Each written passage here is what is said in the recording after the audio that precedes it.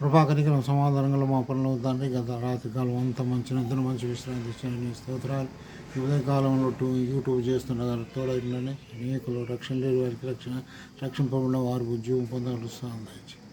ప్రభా మీరే తోడైండి కాచి కాపాడు భద్రపరచమని యేసుక్రీస్తు పరిశుద్ధ నామమున స్తుతించి ప్రార్థించి వేడుకొనుచున్నాం తండ్రి, ఆమేన్. ఇక్కడ పరిశుద్ధ గ్రంథంలో నుండి దేవుని వాక్యం చదువుకున్నట్టయితే కీర్తనల గ్రంథం 39:26 వచనంలో దేవుని వాక్యము ఏమని రాయబడిందంటే, మరి కీర్తనల గ్రంథం 39:2 వచనంలో మనం చూసినట్లయితే 2వ వచనము, నేను ఏమి మాట్లాడక మౌననైతిని, క్షేమం గూర్చినైనను పలుకక నేను మౌనముగా ఉంటిని, అయినను నా విచారము అధికమాయను అని దేవుని వాక్యం రాయబడింది. కాబట్టి విచారము అనగా మరి అనేక చింతలు బాధలు మనం కుటుంబంలో ఉన్నప్పుడు, కుటుంబంగా జీవించేటప్పుడు అనేక విచారాలు ఉంటాయి. పిల్లల భవిష్యత్తు యొక్క విచారము, కుటుంబం యొక్క విచారము, వారిని ఎట్లా చదివియాలా, నా యొక్క ఉద్యోగము విషయములో మరి ఏ విధంగా వారి భవిష్యత్తును తీర్చాలా, కుటుంబం యొక్క అక్కర్లు ఏ విధంగా ఉండాలా తీర్చాలా అని మనం అనేక విచారాలు కలిగి ఉంటాం. అయితే కీర్తనకారుడు అంటున్నాడు, మరి ఏమంటున్నాడు, అయినను నా యొక్క విచారము అధికమాయను. కాబట్టి దావీదు కీర్తనకారుడు అంటున్నాడు, నా విచారము అధికమాయను అంటున్నాడు. ఎక్కడెక్కడ ఆయన మరి విచారం అధికమైనది మనం దేవుని వాక్యంలో నుండి కొన్ని చూడగలుగుదాం. కీర్తన మరి లూకా సువార్త 10వ అధ్యాయం 4వ వచనంలో రాయబడింది. 41వ వచనంలో లూకా సువార్త 10వ అధ్యాయం 41వ వచనంలో, మార్తా నీవు అనేక వాటి మీద మరి విస్తారమైన పనులు కలిగి ఉన్నావు, అయితే మరి ఏర్పరచుకున్నది ఒక్కటే అంటున్నాడు.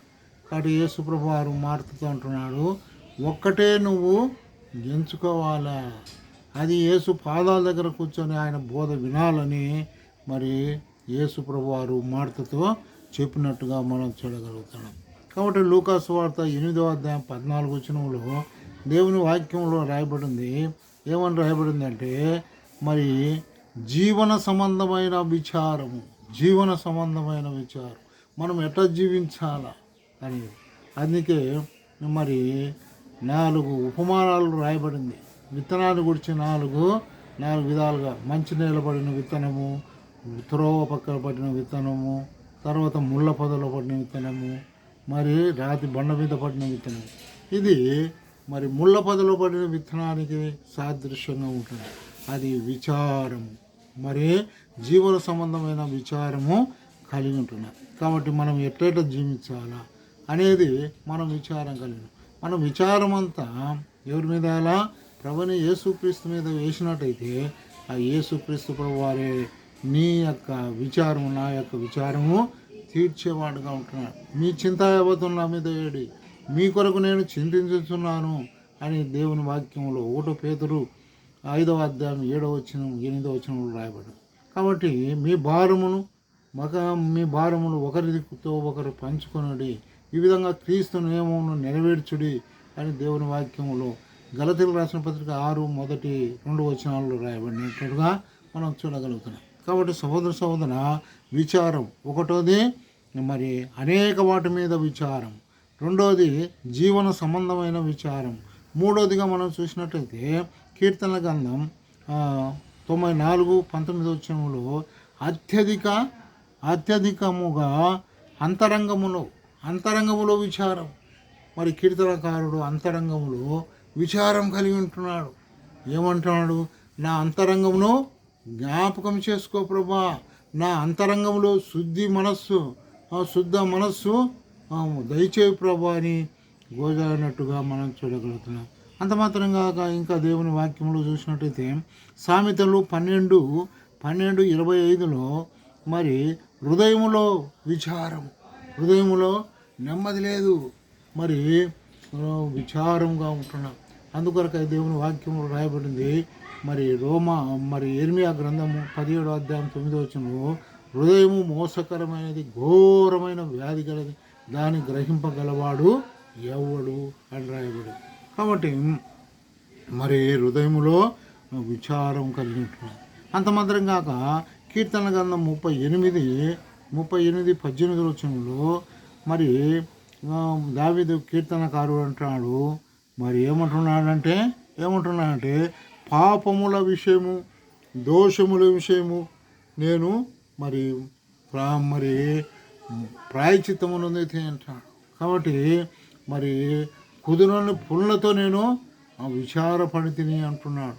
కాబట్టి సహోదర ఇంకా దేవుని వాక్యంలో మనం చూసినట్టయితే యోనా గ్రంథం 4వ అధ్యాయం 10వ వచనంలో ఏమంటున్నాడంటే యోనా సొర చెట్టును గురించి విచారపడుతున్నాడు.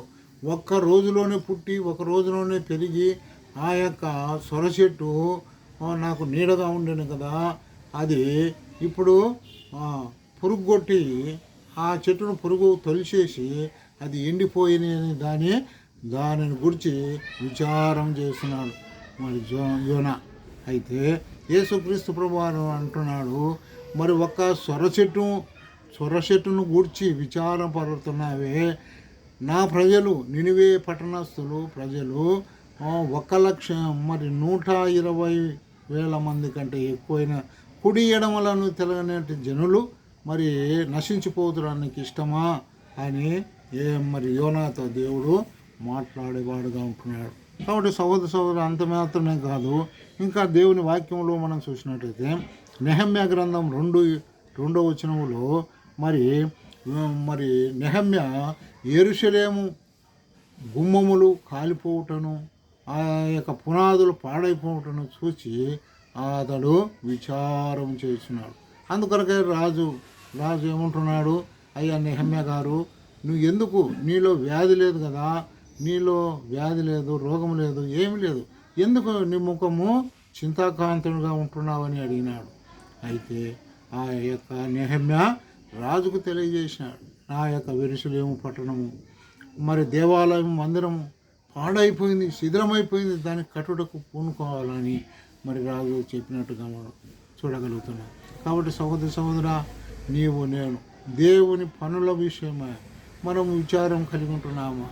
మన కుటుంబము, మన ఉద్యోగము, మన పిల్లలు, మన యొక్క ఆస్తులు, వాటి కొరకే మనం విచారం చేస్తున్నాం. ప్రభువైన యేసుక్రీస్తు వారు త్వరగా ఈ లోకానికి రాబోతున్నాడు. ఒకసారి అయితే లోక పాపములను మోసుకొని పోవు దేవుని గొర్రెపిల్లగా వచ్చినాడు. ఇప్పుడైతే ఆయన తీర్పు తీర్చేవాడుగా రాబోతున్నాడు, కొదుమ సింహం వల్ల రాబోతున్నాడు. కాబట్టి సహోదర మరి నీవు నేను ఆ యొక్క ప్రభు కొరకాయ ఒక్కటి మార్తతో చెప్పినట్టుగా యేసుక్రీస్తు ప్రభువారు లూకాసు వార్త 10వ అధ్యాయం 41వ వచనంలో మార్తా నీవు అనేక వాటి మీద మరి పని కలిగి ఉంటున్నావు, అయితే మరి ఒక్కటి మాత్రమే నువ్వు ఎంచుకో, అదే ప్రభు యొక్క మాటలు నీ హృదయంలో ఉంచుకోమని మార్తకు చెప్పినట్టుగా మనం చూడగలుగుతున్నాం. కాబట్టి సహోదర ఈ యొక్క ఉదయకాల సమయంలో నువ్వు ఎక్కడైతే నీ యొక్క బాధ, వేదన, విచారంగా ఉంటున్నావా, నీ విచారమంతా ప్రభువైన యేసుక్రీస్తు వారు మీద వేసినట్టయితే ఆయన నీ పాపాలు నా పాపాలు భరించేవాడుగా ఉంటున్నాడు, నీ విచారమంతయు ఆయన తొలగించేవాడుగా అంటున్నాడు. మరి ఆయన రక్తంతో కడిగి నేను పవిత్రురాలుగా చేస్తాను, ప్రతి అక్కర అవసరత మీ ఘనమైన ఆయన నామములో తీర్చేవాడుగా ఉంటున్నాడు. ఫిలిప్పీయులకు రాసిన పత్రిక 4:19 ప్రకారం ఆయన మహదైశ్వర్యంలో నుండి మీ ప్రతి అక్కర ప్రతి విచారము తీర్చును అని రాయబడి ఉంది. కాబట్టి సహోదర ఇంకా నువ్వు రక్షణ పొందకపోతే రక్షణ పొందు. మరి నువ్వు వ్యాధులు ఉండవా, బాధలు ఉండవా, సమస్తం ఆయన మీద వేవు. అప్పుడు నీ కొరకు ఆయన మరి నీ అక్కర అంతా తీర్చేవాడుగా ఉంటాడు. దేవుడి వాక్యమును దీవించుగాక. ఆమేన్.